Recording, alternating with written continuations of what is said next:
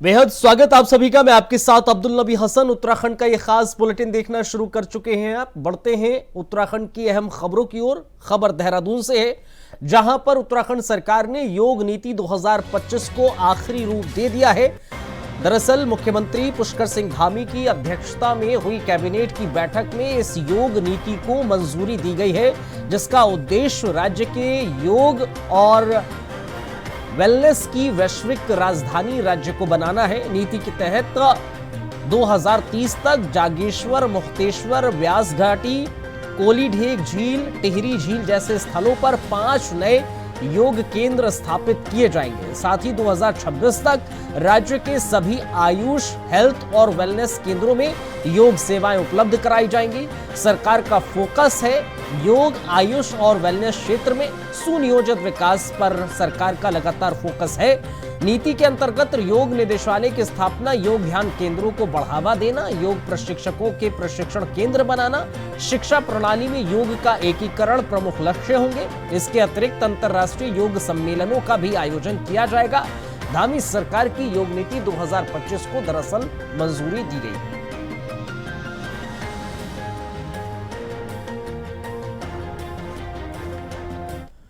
BJP ने 21 से 31 मई के बीच के देश के सभी जिलों में अहिल्याबाई होलकर की 300वीं जयंती मनाने का निर्णय लिया है। जयंती को लेकर राज्य मंत्री मधु भट्ट का कहना है कि उत्तराखंड में बीजेपी अहिल्याबाई होलकर की 300वीं जयंती मनाएगी और 31 मई को मुख्यमंत्री पुष्कर सिंह धामी के आवास पर भव्य कार्यक्रम का भी आयोजन होगा। प्रोग्राम के जरिए रानी अहिल्याबाई के माध्यम से लोगों को अवगत कराया जाएगा। रानी अहिल्याबाई ने महिलाओं की सेना लेकर युद्ध किया और महिलाएं उन्हें अपना आदर्श मानती हैं। उनको लेकर जो भी जानकारी है वो साझा की जाएगी। देखिए, रानी जो हमारी अहिल्याबाई होलकर जी हैं, उनको 300वीं जो है जन्म जयंती वर्ष हम मना रहे हैं और पूरे भारतवर्ष में ही उनकी ये जयंती वर्ष मनाया जा रहा है। उनके कृतित्व को लेकर शासन प्रशासन जिनके उनके द्वारा जो चलाया गया, उस कालखंड में भी वो महिलाओं की जो इतनी बड़ी सेना लेकर उन्होंने अनेकों युद्ध किए और एक प्रशासनिक क्षमता जो उन्होंने उस कालखंड में दिखाई, आज की जो महिलाएं हैं उनको अपना आदर्श मानती हैं। और उसी क्योंकि राजनीति क्षेत्र में बहुत अहम जिम्मेदारी महिलाओं की है। माननीय प्रधानमंत्री श्री नरेंद्र मोदी जी जिस प्रकार से महिलाओं को नारी शक्ति वंदन अधिनियम बिल पारित करके उन्होंने महिला शक्ति को प्रधानता दी है, उसी प्रकार से यहाँ पर भी जो है उनकी जन्म जयंती वर्ष पर 31 मई को माननीय मुख्यमंत्री श्री पुष्कर सिंह धामी जी के आवास सदन में जो है ये कार्यक्रम भव्य दिव्य आयोजन किया जा रहा है। और उसमें जो है पूरी जो हमारी बहुत सारी जो उत्तराखंड की जो महिलाएं हैं वो उसमें आएंगी और जो रानी अहिल्याबाई होलकर जी का जो एक साहित्य है, जो उनके जीवन दर्शन है, उसको लेकर आत्मसात करते हुए उस दर्शन का प्रचार प्रसार भी करेंगी। और पूरे जो हमारे उत्तराखंड की जो दूरस्थ क्षेत्र की महिलाएं हैं, उनके आदर्शों से उनकी प्रेरणा को लेकर संभवतः ये हमारे जो ये अनेकों जो और कार्यक्रम जो मंडल स्तर पर और जो वार्ड स्तर पर भी महिला मोर्चा के द्वारा और पूरे संगठन के द्वारा ये आयोजित किए जाए। देवभूमि उत्तराखंड का अनूठा त्योहार जिसको भिटौली के नाम से जाना जाता है, भिटौली इस वक्त उत्तराखंड में मनाया जा रहा है, जहां पर संस्कृति को सजाने और संवारने का एक अनूठा प्रयास हमेशा से किया जाता है। भिटौली महिला के मायके से ससुराल उसके भाई के जरिए भेजी जाती है, जिसमें कपड़े, ट्रेडिशनल फूड, मिठाइयाँ और आदान प्रदान किया जाता है। भाई बहन का यह अनूठा त्योहार इस बार 7 जून को उत्तराखंड की संस्कृति और कला परिषद की उपाध्यक्ष मधु भट्ट के जरिए दिल्ली एनसीआर में प्रवासी भाई बहनों के बीच बड़े स्तर पर मनाया जा रहा है। यहां पर भाई अपनी बहनों को भिटौली का त्योहार के आयोजन पर समलौण प्रेषित करेंगे और दिल्ली एनसीआर में उत्तराखंड के लगभग 25 लाख से ज्यादा प्रवासी लोग रहते हैं।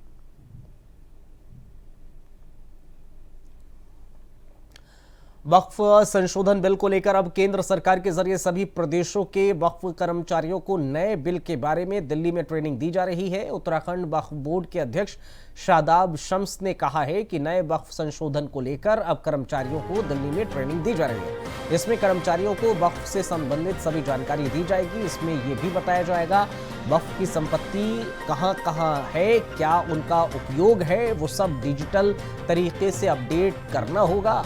अब हर कोई घर बैठे ये पता लगा पाएगा कि कौन सी वक्फ संपत्ति पर वर्तमान में क्या स्थिति है। ऐसे ही तमाम चीजों को लेकर ये ट्रेनिंग अहम है।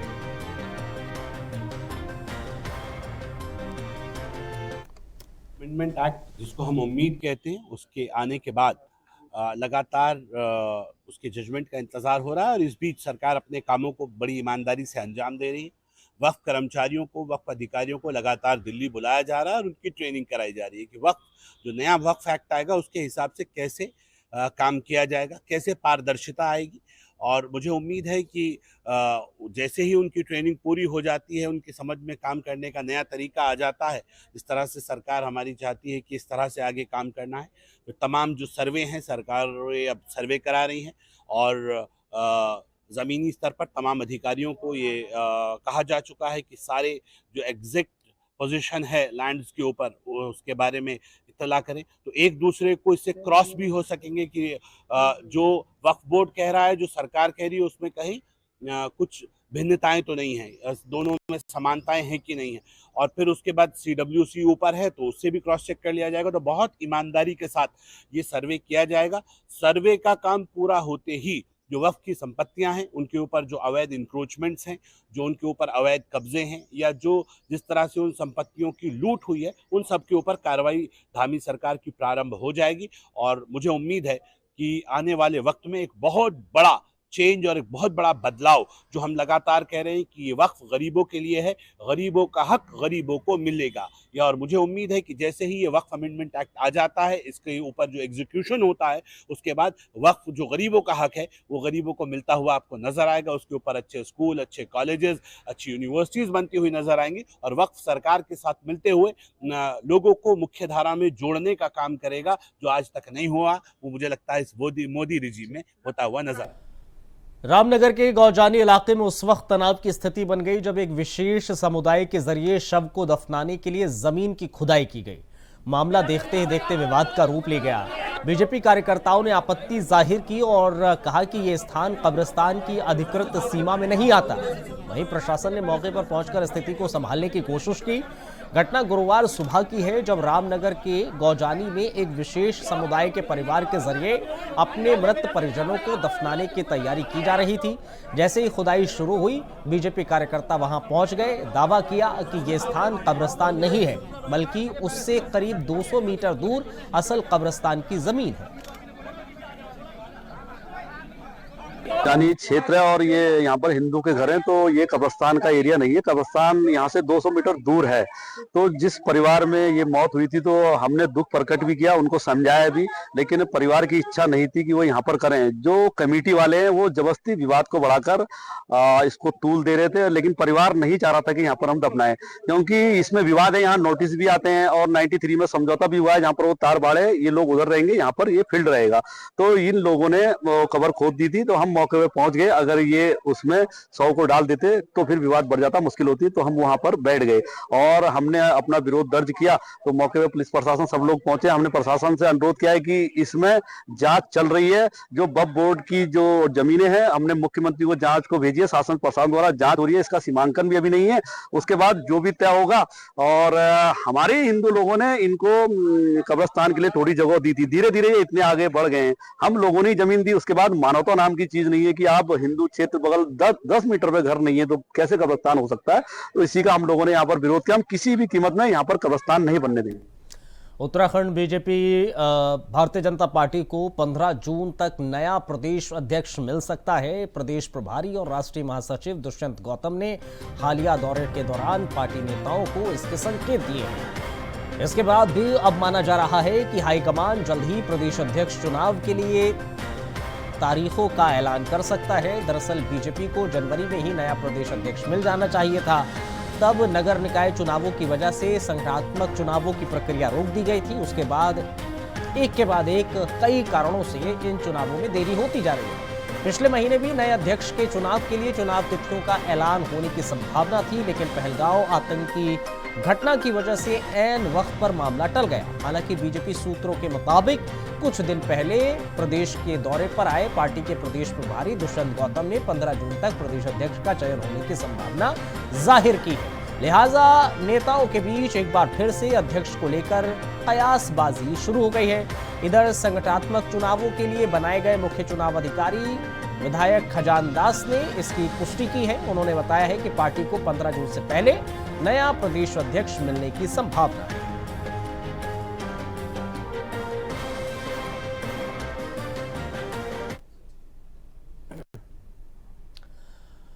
उत्तराखंड में त्रिस्तरीय पंचायत चुनाव को लेकर अब हलचल तेज हो चली है। हाईकोर्ट के निर्देश के बाद माना जा रहा है कि राज्य में जुलाई के आखिर तक पंचायत चुनाव संपन्न हो सकते हैं। इसको लेकर बीजेपी ने अपनी रणनीति तेज कर दी है। प्रदेश अध्यक्ष महेंद्र भट्ट ने कहा है कि चुनाव आयोग ने ग्राम पंचायतों के लिए वोटर लिस्ट जारी कर दी है। अब बीजेपी के कार्यकर्ता गांव-गांव जाकर छूटे हुए मतदाताओं के नाम जुड़वाने का काम करेंगे।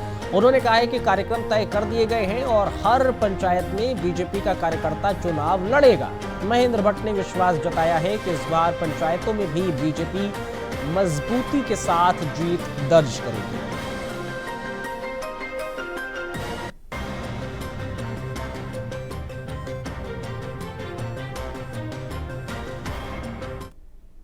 देखिए, हमने कार्यक्रम दे दिया है।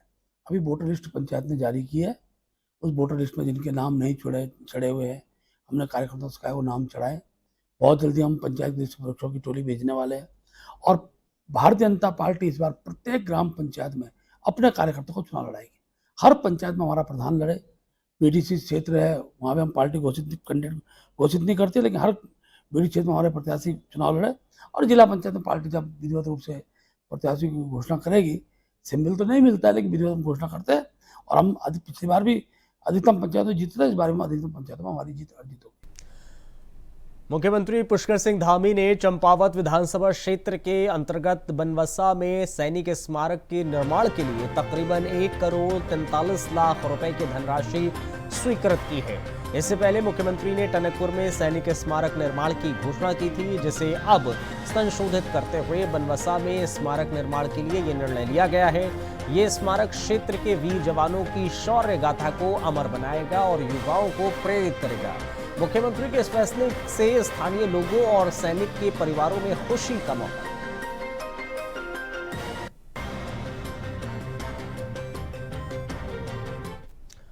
हरिद्वार के उत्तराखंड संस्कृत विश्वविद्यालय में आज ऑपरेशन सिंदूर भारतीय शौर्य विषय पर एक भव्य जागरूकता रैली निकाली गई।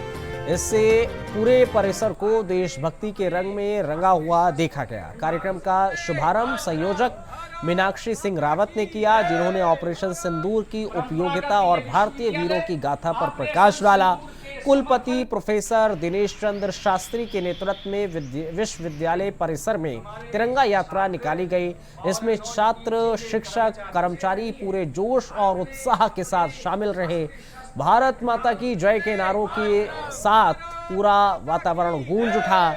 कुलपति महोदय ने अपने संबोधन में कहा कि विश्वविद्यालय राष्ट्र प्रथम की भावना के साथ देश के निर्माण में अपनी सक्रिय भागीदारी निभा रहा है।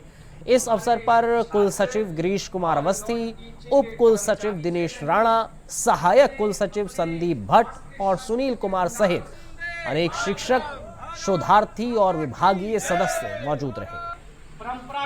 बंधुओं, निवेदन ये है कि आज जो हमने रैली निकाली अपने विश्वविद्यालय में, ऑपरेशन सिंदूर की सफलता को आधार बनाते हुए और अपने भारतीय सेना को नैतिक समर्थन देने के लिए हमने ये ऑपरेशन सिंदूर शौर्य गाथा यात्रा अपने विश्वविद्यालय के परिसर में हमने निकाली। और उसका कारण ये है क्योंकि जब तक हमारे पढ़ने वाले बच्चे, हमारे कर्मचारी, हमारे प्राध्यापक वृंद या दूसरे जो कर्मचारी हैं, वो जब तक इस तरह के हम कार्यक्रम नहीं करेंगे, गतिविधियां नहीं करेंगे, तो वो अवेयर नहीं हो सकते, जागरूक नहीं हो सकते। हमारे सैनिकों के प्रति हमारी क्या ड्यूटी बनती है, वो रात्रि में हमारी रक्षा करते हैं सीमाओं की, तो हम चैन से सोते हैं। जो भी बलिदानी हुए हैं हमारे, जिन सैनिकों ने ऑपरेशन सिंदूर के अंतर्गत जो अपना सर्वोच्च बलिदान दिया है, उस सर्वोच्च बलिदान के प्रति सम्मान व्यक्त करने के लिए हमने अपने इसे जो एक प्रकार से परंपरागत संस्कृत विश्वविद्यालय है, उसके अंतर्गत हमने इसे नैनीताल की जीवन रेखा माने जाने वाले बलिया नाले में भूस्खलन की रोकथाम के लिए चल रहे ट्रीटमेंट कार्य को तेजी से आगे बढ़ाया जा रहा है। इसी क्रम में नैनीताल उधम सिंह नगर के सांसद अजय भट्ट ने बलियाना क्षेत्र का स्थलीय निरीक्षण किया। इस दौरान जल शक्ति मंत्रालय के पोलोवरम परियोजना प्राधिकरण से जुड़े विशेषज्ञ भास्कर दत्त ने पाटनी से जानकारी दी कि क्षेत्र को मोनोलिथिक बनाकर ग्राउंडिंग की जा रही है ताकि पहाड़ियों को गिरने से रोका जा सके। अजय भट्ट ने कहा है बलिया नाले का कटाव नैनीताल के लिए गंभीर खतरा बना हुआ था और पिछले 15 वर्षों में इस क्षेत्र में लगातार क्षरण होता रहा है। मुख्यमंत्री पुष्कर सिंह धामी की सरकार ने 298 करोड़ की लागत से इस ट्रीटमेंट कार्य की शुरुआत की। नैनीताल को बड़ी आबादी को राहत दी है। सांसद ने कार्यों की गुणवत्ता पर संतोष जताते हुए कहा, यह काम भविष्य में नैनीताल को स्थायित्व प्रदान करेगा।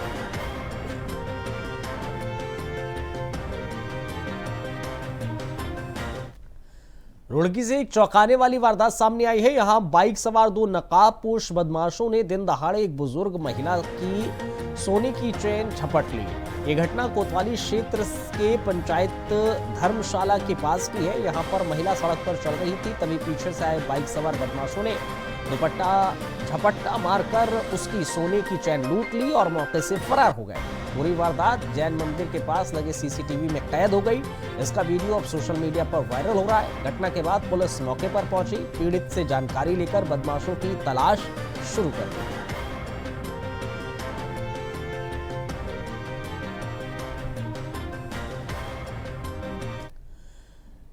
देहरादून नगर निगम ने मॉनसून सीजन से पहले तैयारी शुरू कर दी है और नाला गैंग को सक्रिय कर राजधानी की नालियों की सफाई का काम तेज कर दिया है। अब तक 16,000 मीट्रिक टन से ज्यादा कूड़ा नालियों से हटाया जा चुका है। मेयर सौरभ थपलियाल ने जानकारी दी है कि आने वाले दिनों में इस कार्य को और तेज गति से किया जाएगा ताकि बरसात से पहले ही नालियां और सड़कें पूरी तरीके से साफ और चोक फ्री हो जाए। उन्होंने बताया कुछ स्थानों पर नालियों को गहरा करने की भी आवश्यकता है ताकि बारिश के दौरान सड़कों पर जलभराव ना हो।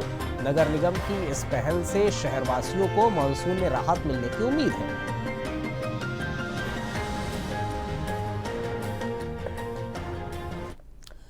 मसूरी देहरादून मार्ग गलौगी पावर हाउस के पास देर रात एक कार अनियंत्रित होकर गहरी खाई में जा गिरी। कार सवार 3 लोगों में से 2 की मौके पर ही मौत हो गई।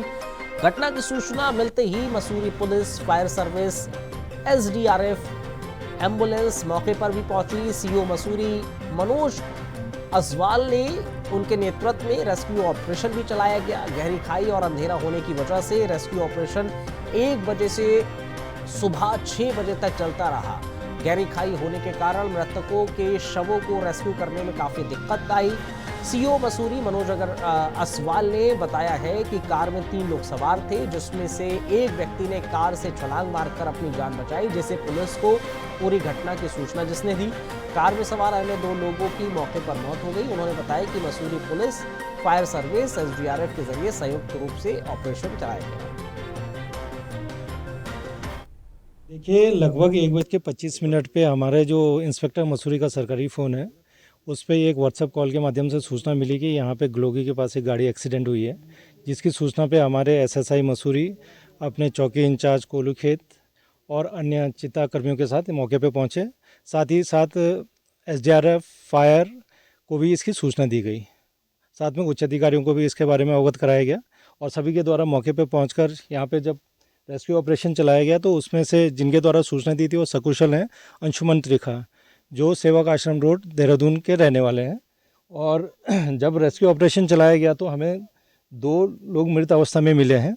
एक तो छिटक के अलग गिरे हुए थे, जिनको निकाल के एक सुरक्षित स्थान पर रखा गया है, तथा एक खबर रामनगर से है। यहां पर मुख्य बाजार अतिक्रमणकारियों की चपेट में आने के बाद इस मार्ग से पैदल गुजरने वाले लोगों को काफी परेशानियों का सामना करना पड़ रहा है। दरअसल कई बार इस इलाके में प्रशासन के जरिए अतिक्रमण हटाने की कार्रवाई की जा चुकी है, लेकिन अतिक्रमण हटाने के दौरान प्रशासनिक टीम के लौटते ही यहां पर अतिक्रमणकारी फिर से अपनी दुकानों का सामान सड़क पर रखकर सड़क को जाम कर देते हैं। इस इलाके में कुछ दिन पहले भी नगर पालिका की गाड़ी भी काफी देर तक फंस गई थी, लेकिन अतिक्रमणकारियों ने सड़क पर रखा अपना सामान हटाने तक की जहमत नहीं उठाई।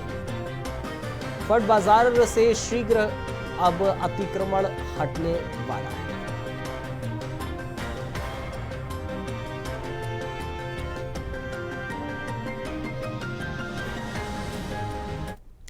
विपक्षी पार्टी कांग्रेस के आरोप सच साबित हो रहे हैं। सूचना आयोग की वेबसाइट पर राज्य के अलग अलग विभागों के 863 अधिकारियों के नाम ऐसी सूची में डाले गए हैं जिन्होंने बीते वर्षों में ना तो सूचना आयोग की तरफ से दिए गए निर्देशों का पालन किया है, न ही आदेशों की अवहेलना करने पर सजा का भुगतान। इसलिए अब कांग्रेस आरोप लगा रही है कि राज्य में अराजकता बढ़ चुकी है। कांग्रेस की नेत्री और प्रवक्ता गरिमा दसोनी ने कहा है कि अब तक कांग्रेस के विधायक और नेता आरोप लगाते थे कि अधिकारी उनकी बात नहीं सुनते, लेकिन अब यह साबित हो चुका है क्योंकि सूचना आयोग की सूची में ऐसे अधिकारियों की संख्या बढ़ गई है जो आदेशों का पालन नहीं करते हैं। विपक्षी पार्टी कांग्रेस के आरोप सच है। में अराजकता की पराकाष्ठा देखिए, जंगल राज की पराकाष्ठा देखिए कि जिन अधिकारियों के ऊपर दारोमदार होता है आदेशों के पालन का, 863 अधिकारी ऐसे हैं जिनके नाम अब चस्पा कर दिए गए हैं सूचना आयोग की वेबसाइट पर, जिन्होंने पिछले बीते वर्षों में सूचना आयोग के निर्देशों की अवमानना की है, अवहेलना की है। जो उन लोगों को जुर्माना या हर्जाना भरने की हिदायत दी गई थी वो उन्होंने नहीं किया है। तो कहीं ना कहीं अब आप देखिए कि सिस्टम कितना उलट पुलट हो। नैनीताल जिले में मौसम ने करवट ले ली है। रामनगर और नैनीताल में दोपहर के बाद हल्की बारिश हुई, जिससे लोगों को उमस भरी गर्मी से राहत मिली है। बारिश होने से तेज धूप और उमस से परेशान लोगों के चेहरे अब सुकून नजर आ रहे हैं। मौसम विभाग की माने तो अगले कुछ दिन। चलिए इस बुलेटिन में फिलहाल इतना ही, इजाजत दीजिए, नमस्कार।